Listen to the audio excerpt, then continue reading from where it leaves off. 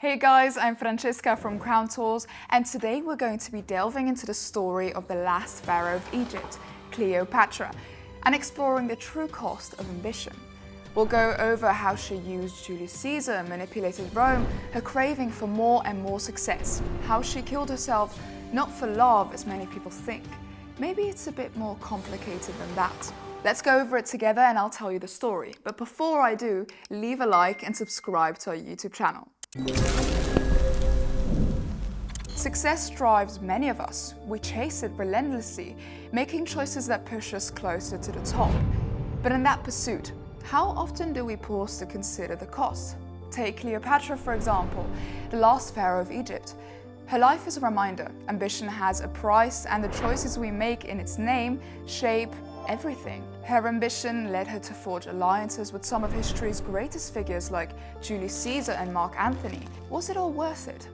How far are you willing to go, and what are you willing to sacrifice along the way? This isn't a modern dilemma. It's actually an age-old question, one that Cleopatra constantly answered for better or for worse. An 18-year-old Cleopatra ascends to the throne, not in a fairy tale coronation, but in a kingdom rife with betrayal and sibling rivalry. Egypt wasn't just a land of pyramids and pharaohs.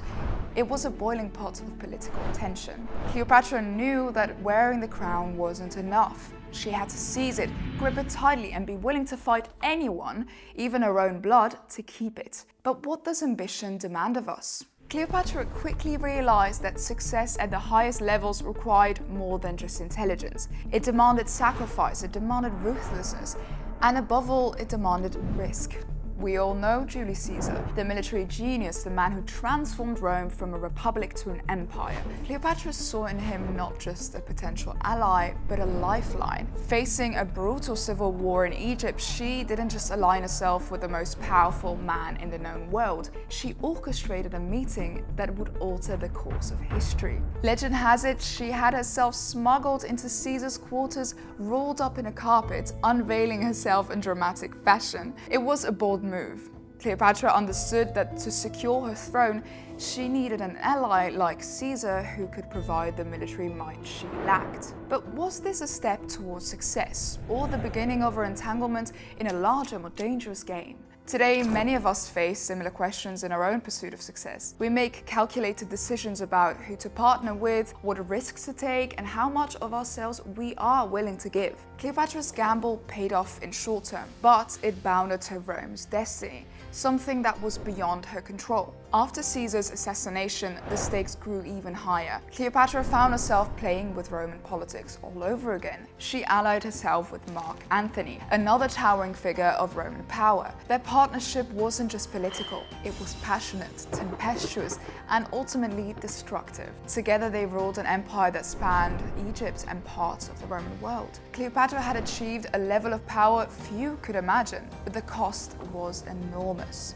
She had tethered her fate and that of her kingdom to a man who, standing in Rome, was about to crumble down. It doesn't sound too far away, does it? We too chase success at the cost of our own stability.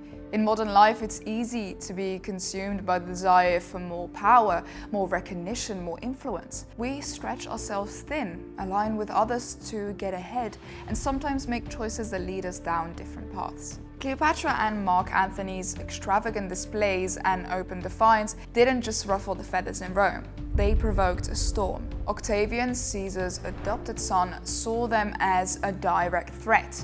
War was inevitable. The Battle of Actium was more than a military confrontation. It was the climax of Cleopatra's lifelong gamble. As their ships clashed on the open sea, the world held its breath. And as the history books show us today, it did not end well for the lovers. Defeated and cornered, Antony fell on his sword, and Cleopatra was left with a choice: surrender and be paraded as a trophy, or take control of her own destiny. In her final act of defiance, Cleopatra chose death by a venomous asp, a symbol as potent as her life had been. She denied Rome the satisfaction of parading her defeat, ensuring that a legend would live on untarnished. Success, once within her grasp, now slipped away. Cleopatra had gambled everything: her throne, her love, her country, and lost. In her final days, facing the inevitable conquest by Rome, Cleopatra chose death over submission. So, What can we learn from Cleopatra's story? In many ways, her quest for success mirrors our own modern lives. We all make choices, big and small, about how we're willing to achieve our goals. Maybe not on the same global scale as Cleopatra faced, but in our own small empire of everyday life. We face trade-offs: power versus peace, ambition